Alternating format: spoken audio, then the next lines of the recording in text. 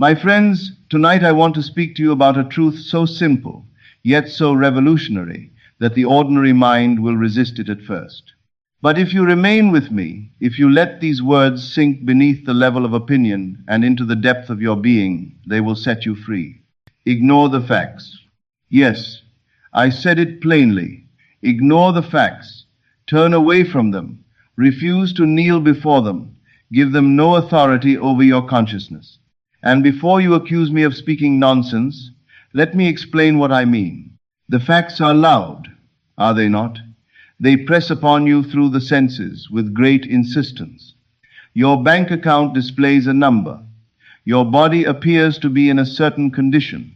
Your relationships seem to stand in a particular state.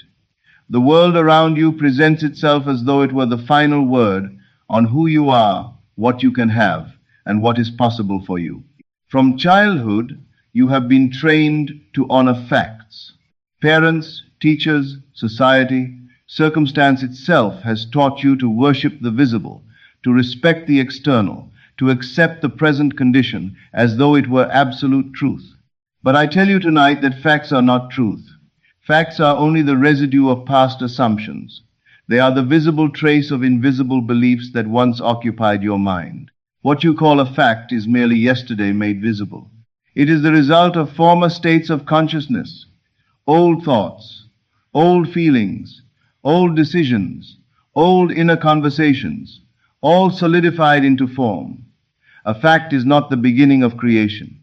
It is the end of a process already completed in the invisible. It is a shadow cast by a state you once inhabited. And here is the great secret. A fact has no power except the power you continue to grant it. The moment you say, "This is how it is, therefore it must remain," you bind yourself to the dead past. But if you understand that what stands before you is only a delayed reflection, then you are no longer its prisoner.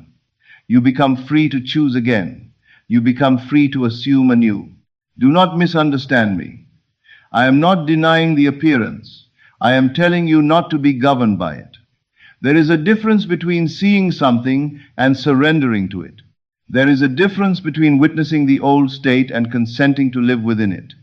What you see before you now is simply the echo of a former self. It is not your destiny. It is not your final chapter. It is not the verdict on your life. The truth is not what your eyes report. The truth is what you hold in the silence of your imagination. The truth is the state you inhabit inwardly.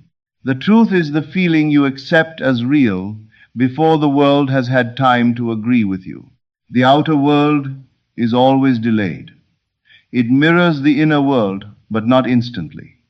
That is why, if you desire tomorrow to look different, you must cease allowing today to dictate your feeling now. You must refuse the tyranny of appearances. Ignore the facts. They will come to you in many disguises. They will speak through numbers, through symptoms, through delays, through other people's doubts, through the cold voice of common sense. The doctor may point to evidence. The banker may point to figures. A friend may point to your history. Your own senses may insist nothing has changed. But I tell you, facts are poor prophets. They only testify to what has already been. They know nothing of what you have chosen inwardly unless you give them your attention long enough to seal them in place. You are not called to worship what is visible. You are called to create from what is invisible. So keep assuming. Keep assuming the wish is fulfilled. Keep assuming the thing is already yours. Keep assuming the person you desire to be is already the one you are in consciousness. Walk through your day as one who has already received. Rise in the morning with the quiet satisfaction of fulfillment. Lay yourself down at night in the peace of possessions. Do not wait to feel worthy after the world changes. Feel worthy now. Do not wait to feel abundant after the money appears. Feel abundance now. Do not wait to feel loved after the person arrives. Feel loved now. The assumption is the seed. The feeling is the water. The world is only the harvest. At first, your senses may object. They will point to what has not yet shifted. They will show you the bank balance you dislike, the body you wish to improve, the relationship that has not yet arrived, the condition that appears fixed. Smile at these things. They are only remnants. They are the fading image of a life you have already outgrown. Do not fight them. Do not fear them. Do not honor them with emotional agreement. Simply let them pass. They belong to the old story. They are the dust of a previous chapter.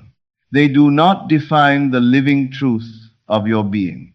Live from the end. This is the point most people miss. They are always trying to live toward the fulfillment, when they should be living from the fulfillment. They are always waiting to arrive, when the true creative act is to inhabit the place of arrival now. Reality is only a reflection. What stands before you is not a measurement of your worth, your destiny, or your potential. It is a mirror showing you what you once believed, what you once felt, what you once accepted as true about yourself and the world. Present conditions are old thoughts still wearing the costume of now.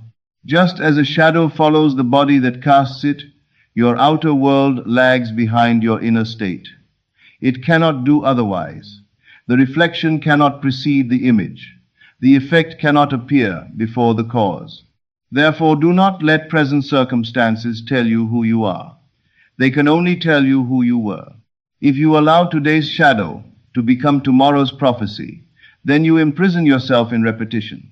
You will keep recreating the very same condition because you have mistaken the reflection for the source. This is why you must stop reacting to what is and begin creating from what will be. Your inner world is always ahead of your outer world. By the time something can be touched, seen, measured, or reported, it has already been formed in consciousness. That means whatever displeases you now is not a final enemy. It is only outdated. It is a stale impression of an earlier assumption that no longer deserves your devotion. The danger comes when you emotionally merge with what you dislike. The moment you give your fear, your frustration, your resentment, or your despair to the old condition, you nourish it, you water it, you keep it alive. But the wise creator does not take present appearances as instructions for feeling. The wise creator knows that feelings are the architecture of tomorrow. So instead of bowing before the visible, they withdraw attention from the unwanted and place it deliberately upon the unseen reality chosen within. Treat the present like a letter mailed long ago. It has already been written. It has already been sent. It is now only arriving. If you want a different letter tomorrow, you must write something new today. When you understand this, your entire relationship to life changes. You no longer panic when the unwanted appears, because you know it is already passing away. You no longer rush to fix the outer scene, because you know the real work has already been done within. You stop begging the world to become what you want, and instead you tend to the only thing that truly matters, your state of being. This is the power of detachment from the old. Detachment does not mean indifference in the cold sense. It means freedom. It means you no longer identify with what has outlived itself. You do not argue with it. You do not curse it. You do not cling to it. You simply recognize that it is not current, not living, not final, not you. You can even thank it. Thank it for revealing where you once stood. Thank it for showing you what has now been outgrown. Then release it. Move on inwardly. Abide mentally in the place you wish to occupy outwardly, and hold that place with quiet persistence. In time, the old condition fades, and the world begins to catch up to the self you have already become. Then you will see with your own eyes what you once had to know by faith. Reality was never speaking the present truth. It was only speaking the past. Everything begins in the unseen. Before any event appears, before any change is recognized, before any dream becomes tangible, it first exists in the invisible realm of thought, feeling, and assumption. The unseen always comes first. The visible only follows. Your mind is the soil. Every assumption you accept is a seed planted deeply within that soil. Seeds of fear will grow, seeds of faith will grow, seeds of lack will grow, seeds of abundance will grow. The question is not whether something is growing. The question is, what have you been planting? The life you now walk through is the harvest of your inner cultivation. Most people make the mistake of judging life only by what their eyes can confirm. They forget that what is visible is the end of a process, never the beginning.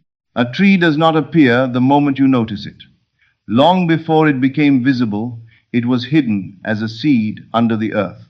In like manner, the success you desire, the love you seek, the health you long for, the wealth you yearn to experience, do not materialize from nowhere.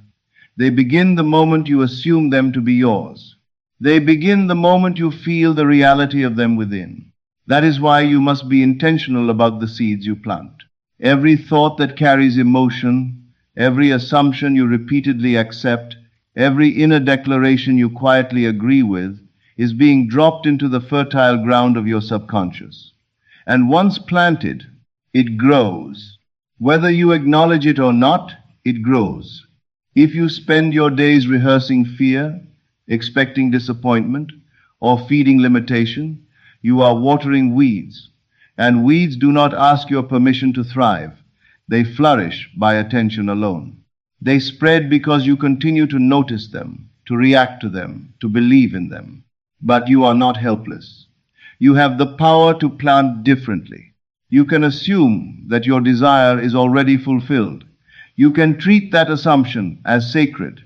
You can return to it again and again with reverence. When doubt appears, do not feed it.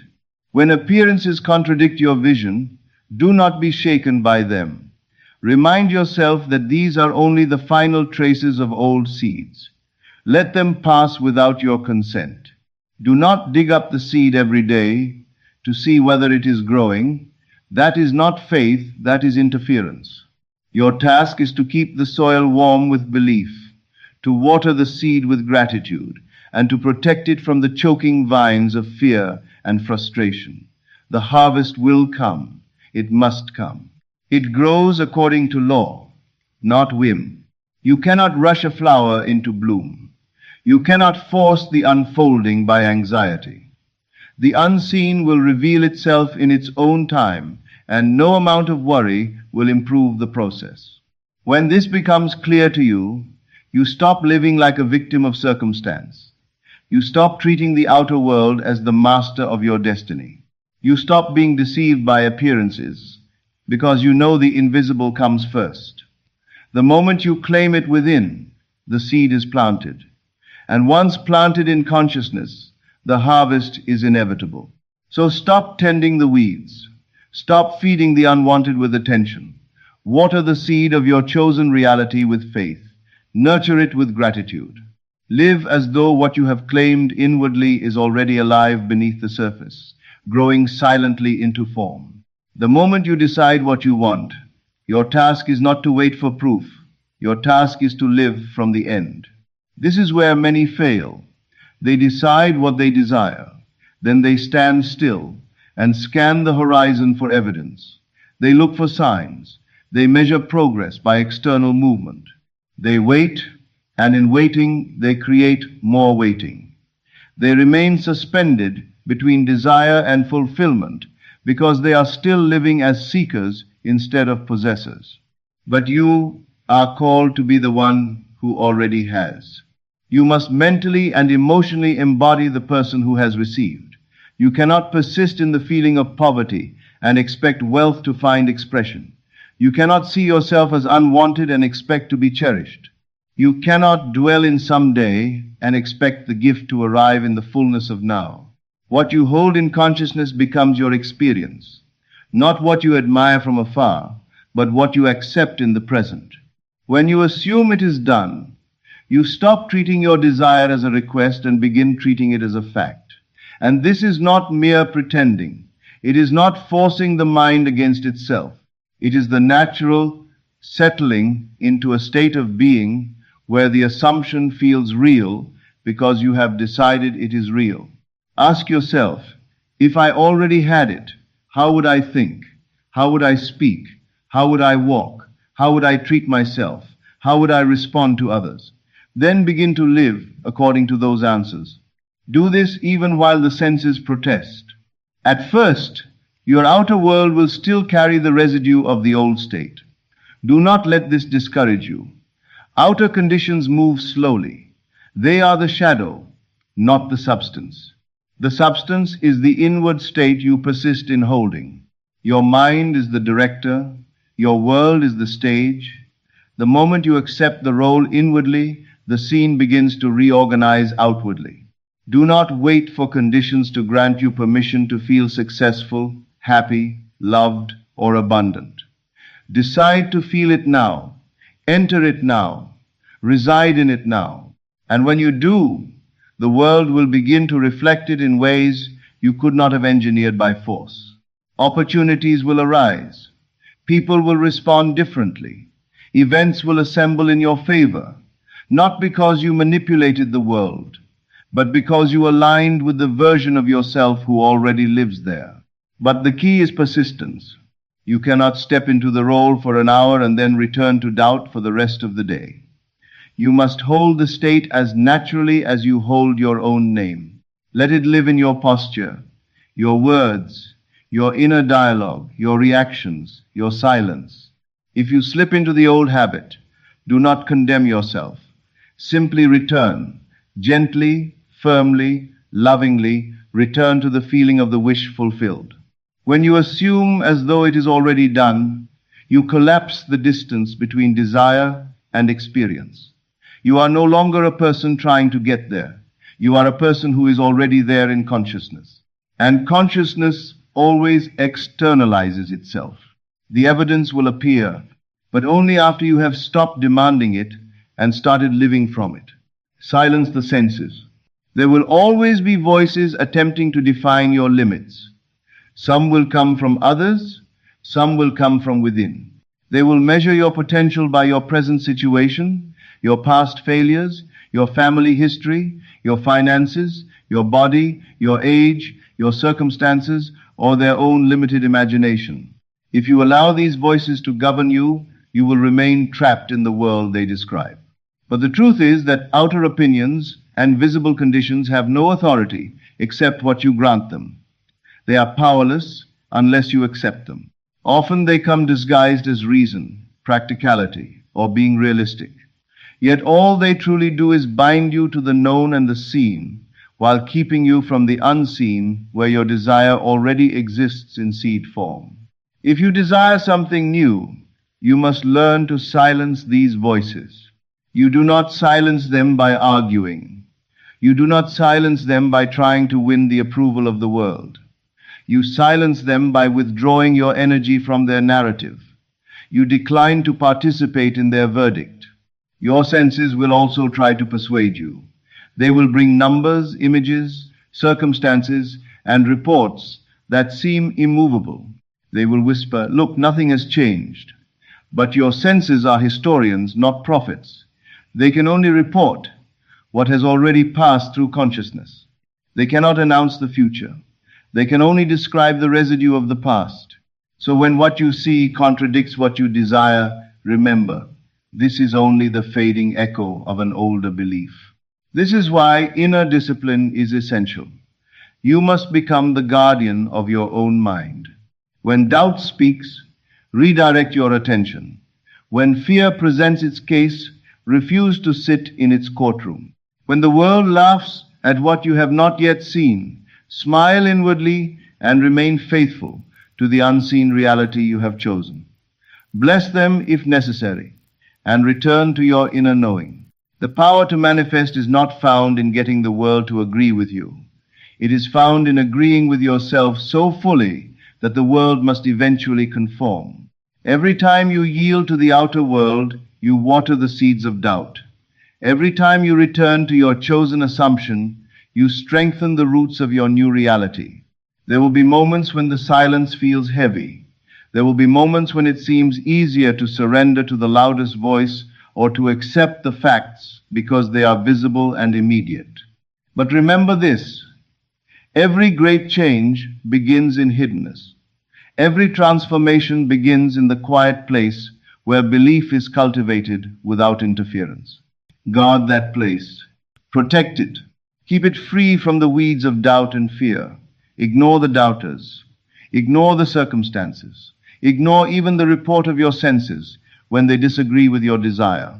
The only voice that matters is the voice within that says, with quiet certainty, it is done. Persist through contradiction. Persistence is the unwavering decision to remain faithful to your chosen assumption, no matter what the world presents.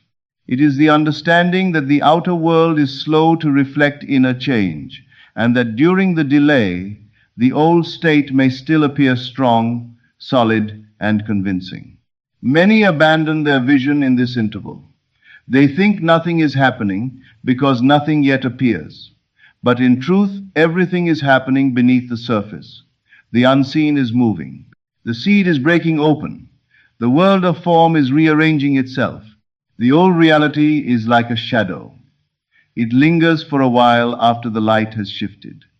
Just because you cannot yet see the new conditions does not mean they are not on their way. The instant you assume the desire as true, creation began. But if you keep looking for constant proof, you remove yourself from the very state that makes fulfillment inevitable. Proof is the harvest. Assumption is the seed. The seed does not need you to inspect it every hour. It needs trust. It needs consistency. It needs the warmth of conviction. It will grow according to its own divine order. Persistence means living in your chosen reality even while the evidence resists you. It means refusing to let temporary appearances dictate your emotions. It is not stubbornness. It is loyalty. Loyalty to the vision you have chosen. Loyalty to the self you have declared. Loyalty to the inward fact that precedes the outer one. When the outer contradicts you, do not wrestle with it. Do not debate with appearances. Simply return to the inner world, where the desire is already fulfilled. There will be times when nothing seems to move. You may feel as though you are standing still, while your dream remains distant. In those moments, remember that movement is happening in a realm you cannot yet observe. People are aligning. Events are shifting. Doors are preparing to open. Your responsibility is only to keep the inner state alive. Remain the one who already has what is desired, even in the absence of visible evidence. That is faith. Not faith in luck, not faith in chance, but faith in the law that the inner creates the outer. When you know this, time loses its tyranny. Time becomes irrelevant because the outcome is no longer uncertain. The only question is whether you will hold your assumption long enough for it to take form. And when you do, you become unshakable. You no longer chase proof because you understand proof must come. You stop measuring success by what can be seen and begin measuring it by your fidelity to the state you have chosen. Then one day, the world bends naturally to your assumption, as though it could never have been otherwise. The old reality fades like a dream. The new one stands before you, not because you demanded it through strain, but because you persisted until the invisible became visible. In the end, the power to transform your life lies not in reacting to what you see, but in mastering what you assume. What stands before you today is only the echo of previous beliefs. It is the shadow, not the source. The true source of every experience is the quiet, unwavering assumption held within your own consciousness. So ignore the facts. Persist through contradiction. Live in the state of the wish fulfilled. Refuse to be a victim of appearances and become instead the conscious creator of your life. Do not wait for the world to change. Change your assumption, and the world must follow.